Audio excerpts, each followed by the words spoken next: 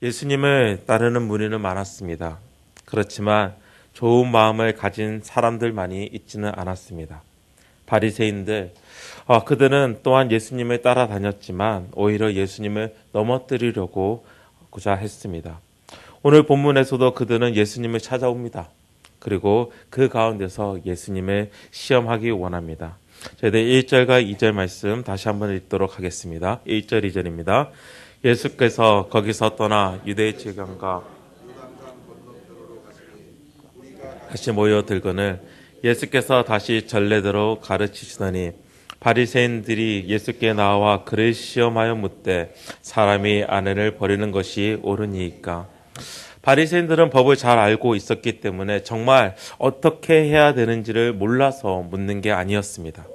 또한 그들은 자신들만의 답을 이미 정해 놓았기 때문에 아무리 예수님께서 좋은 대답, 정말 진실을 말하신다 하여도 그것을 듣기 위해 물은 것은 아니었습니다. 그들은 오늘 말씀처럼 예수님을 시험하기 위해, 함정에 빠뜨리기 위해 질문을 한 것입니다. 왜 이 질문이 사람이 아내를 버리는 것이 옳으니까? 라는 이 질문이 왜 시험이 되냐면 오늘 본문이 적혀진 그런 지리적 위치가 바로 유대지경 요단강 건너편이라고 설명하고 있습니다. 혹시 이곳에서 누가 사역을 했는지 기억하고 계십니까? 바로 세례 요한이었습니다. 또한 많은 어떠한 그 이야기를 따르면 세례 요한이 이곳에서 장사되었다라고 이야기를 합니다. 세례 요한이 왜 감옥에 갇히고 그리고 결국에는 찬수를 당하게 됩니까? 저희들이 일찍이 묵상한 마가복음 6장을 보면 잘 설명해 놓았는데 그것을 바로 유대지경을 관리하던 왕 헤롯 왕이 자신의 동생의 아내 헤로디아와 결혼한 것, 그것을 비판하였기 때문이었습니다.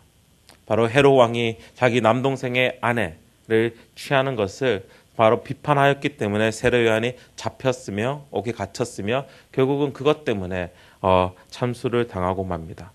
바로 헤롯 왕을 잘못된 결혼을 비판한 바로 그 장소에서 바리새인들은 바로 예수님께 결혼에 대하여 묻는 것입니다.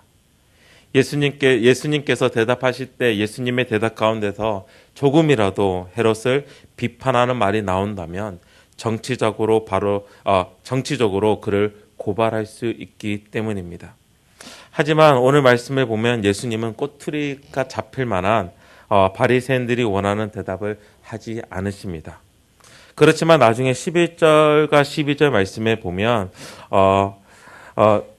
이르시되 누구든지 그 아내를 버리고 다른 데에 장가들은 자는 본처에게 간음을 행하며 또 아내가 남편을 버리고 다른 데로 시집가면 간음을 행함이니라 라고 말하면서 어떻게 보면 공식적인 자리가 아닌 집 안에서 제자들과 함께 모여 있을 때에 이 헤로디아를 비판하는 그 말을 하고 계신 것입니다.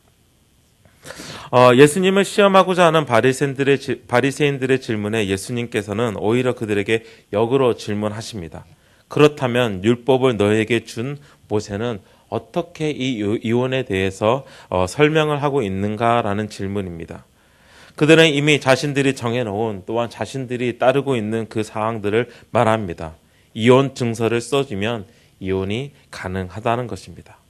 그러나 예수님의 대답은 그들의 대답을 오히려 꾸짖는 말씀이었습니다. 저희들 길지만 5절에서 9절까지의 말씀 다시 한번 읽도록 하겠습니다.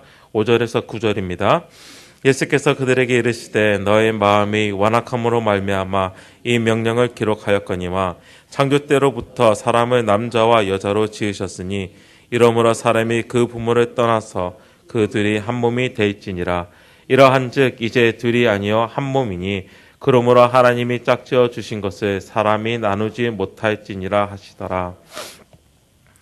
예수님께서 취하신 이 율법에 대한 바로 모세의 율법에 대한 접근 방법은 이미 예수님께서 바리새인들과 서기관들에게 보여주셨던 방법이었습니다. 바리새인들이 예수님의 제자들이 손을 씻지 아니하고 음식을 먹는 그 모습을 보면서 어떻게 너의 제자는 장로의 정통을 따르지 않느냐라고 예수님께 따진 적이 있습니다.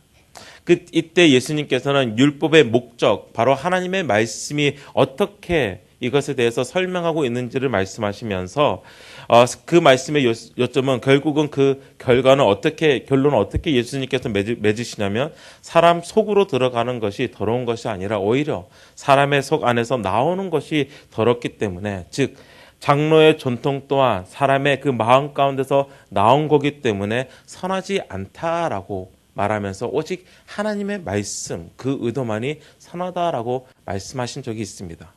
바로 이러한 방식대로 정말 오늘 말씀 가운데서도 예수님께서는 바리새인들에게 똑같은 방식으로 우리에게 말씀하고 계십니다. 너의 완악함 때문에, 즉 속에서 나오는 것이 더럽기 때문에 너희들이 말하는 그 법은 틀렸다라고 말씀하시는 것입니다. 그리고 그것을 하나님의 말씀 그대로 받아들이기 위해서 어떻게 보면 모세 때보다 더 윗세대인 창세기의 말씀을 그대로 인용하고 있습니다. 즉 하나님께서 짝지어 주신 것이기 때문에 사람이 어떠한 방법을 가지고서라도 그것을 분리할 수 없다, 나눌 수 없다라고 말씀하시는 것입니다.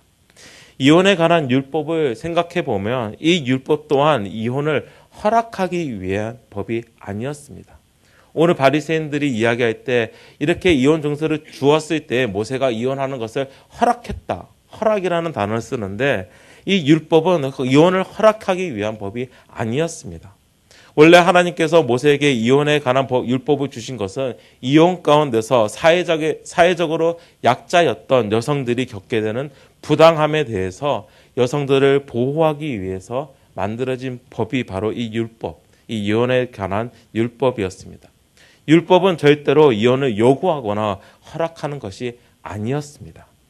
그렇지만 바리새인들을 포함한 많은 사람들이 이 이혼의 율법을 적용하면서 이혼 증서를 써주면 이혼이 허락된다, 가능하다라고 생각하면서 하나님께서 이혼을 허락하셨구나라고 받아들인 것입니다. 즉 자신의 생각에 따라, 자신의 이익에 따라 하나님의 말씀을 해석한 것이었습니다.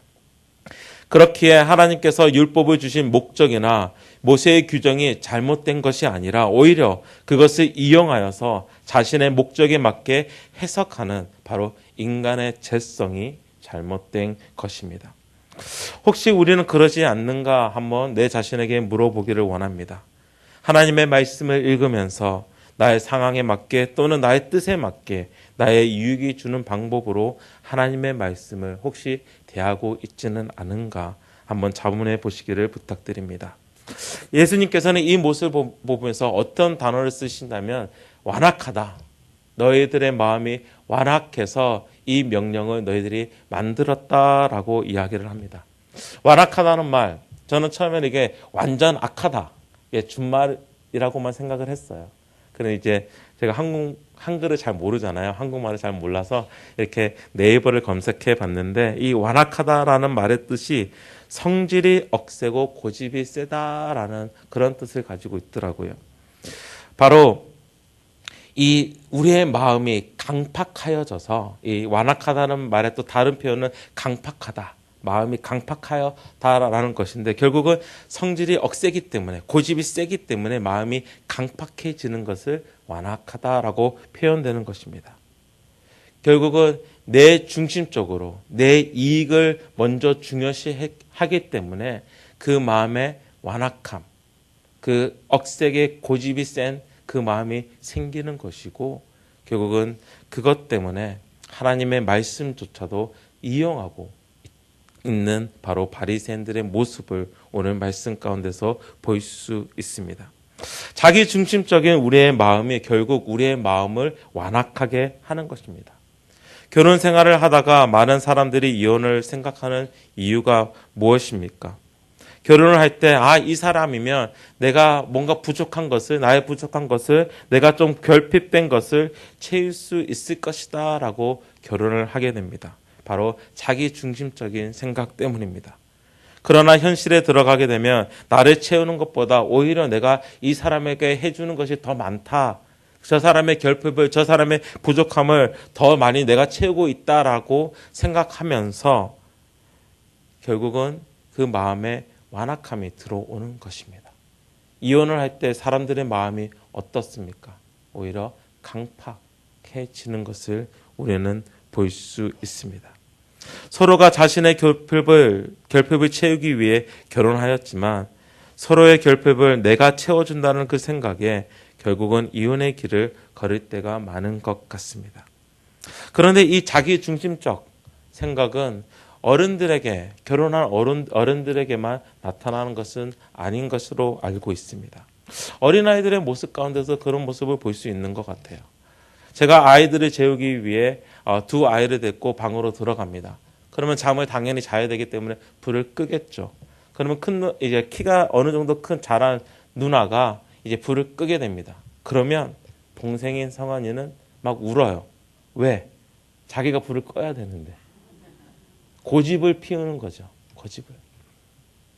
그리고 결국은 제가 다시 불을 끄고 성환을 안아서 다시 불을 그 성환이가 자신이 끄게 될 때 얼굴에 미소가 생기게 됩니다. 자기가 해야 한다는 것입니다. 누나랑 동생이 잘 놀다가도 누군가 한 명이 울게 됩니다. 자신이 가지고 놀던 인형을 가져갔다라고 우는 것입니다. 인형을 서로 뺐을 때 정말 3살, 5살 상관없이 정말 살벌하게 싸웁니다. 강팍함이 느껴집니다. 이 어린 두 자녀에게 누가 자기 중심적으로 살라라고 가르치겠습니까? 목사님 제가 그렇게 살라라고 가르치겠습니까? 어느 부부도 그러지 않을 것입니다. 오히려 남을 생각하고 베풀라고 가르칠 것입니다. 그럼에도 불구하고 참 자연스럽게 어린 아이들의 모습 가운데서도 자기 중심적으로 행동하는 것을 볼 수 있습니다. 나의 삶은 어떠합니까? 우리의 삶은 어떠합니까? 나 또한 나 중심적인 생각과 삶으로 행동하고 있지는 않습니까? 하나님께서 우리에게 주신 율법은 참 부담스럽기는 하지만 원래는 선물이었습니다. 하나님의 백성과 그 백성이 아닌 사람들을 나눌 수 있는 하나님이 자기 백성들에게 주시는 특권이 바로 율법이었습니다. 이 율법을 이스라엘 백성들에게 주심으로써 자신의 백성을 삼으신 것이 바로 이 율법입니다. 그렇지만 이 율법이 우리 안에 들어왔을 때 하나님 중심적으로 해석하지 아니하고 그 원래의 의도를 보지 아니하고 내 중심적으로 인간 중심적으로 해석되었을 때에 구별됨이 오히려 남을 정죄하는 도구로 만들어 버린 것입니다.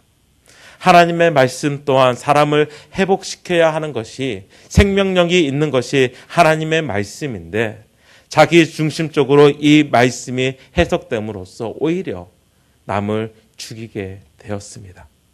하나님의 은혜 또한 마찬가지입니다. 하나님의 은혜가 내 정말 자기 중심적으로 해석될 때에 나의 행동의 잘못됨이 오히려 묵과되는 것을 보게 됩니다. 이 모습은 결국 바리새인의 모습이었습니다. 그들이 가진 그 마음의 그 강팍함, 완악함, 그리고 자신들에게 오신 그 완악함은, 그 강팍함은 자신을 구원하러 오신 예수님을 오히려 보지 못하고 그 예수를 죽이려 하는 그 모습까지 가지게 됩니다. 혹시 내 자신이 그러지는 않습니까? 혹시 내 중심적인 사고를 가지고 하나님 앞에서 완악함으로 서 있지는 않습니까? 좀 더 어떤 범위를 넓혀 질문해 봅니다. 혹시 우리 교회는 우리 교회 중심적인 생각만을 가지고 행하고 사역하고 있지는 않습니까? 한국의 교회는 어떻습니까? 말씀을 이렇게 마무리하고 싶습니다. 성경에서는 교회와 예수님과의 관계를 결혼의 관계, 혼인의 관계로 설명하고 있습니다. 신랑이신 예수님과 신부가 된 교회. 그리고 오늘 본문에서는 예수님은 하나님이 짝지어 주신 것을 사람이 나누지 못할지니라 라고 말씀하고 계십니다. 우리는 다시금 여기서 은혜를 봅니다. 사실 우리는 음란하기 때문에 어떻게 보면 당연히 충분히 이혼 증서를 주어서 내팽겨 침을 당해도 마땅한 자들이 우리입니다. 그렇지만 하나님께서 이미 맺으신 그 언약의 혼인이라는 그 언약의 약속을 절대 깨지 않으십니다. 끝까지 지키십니다. 끝까지 사랑하시고 끝까지 성실히 그들을 보살피십니다. 자신이 죽으면서까지도 이 은혜가 오늘 우리에게 있는 것입니다. 오늘 하루 하나님 앞에서 나아가실 때 이 은혜를 신부가 된 자로서 정말 누렸으면 좋겠습니다.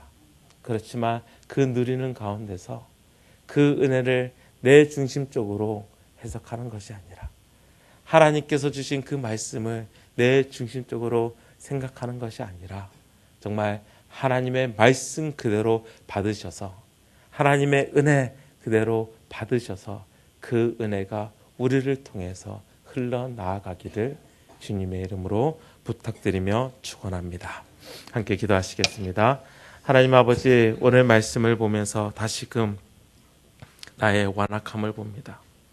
내 마음의 강팍함을 보고 결국은 내 마음의 강팍한 이유가, 완악한 이유가 나는 모든 것을 내 중심적으로 바라보고 있기 때문인 것을 다시금 깨닫게 됩니다. 하나님, 이러한 나의 완악함을 주님께 내려놓습니다. 나를 불쌍히 여겨주시고 하나님 아버지, 이 시간 주님의 자비를 구합니다.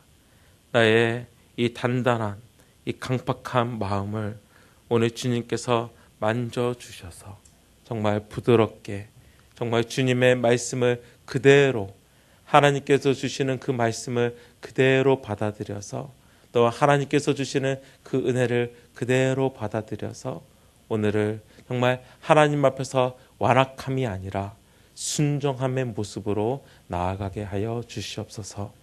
이 모든 말씀 예수 그리스도의 이름으로 기도합니다. 아멘. 하늘에 계신 우리 아버지여,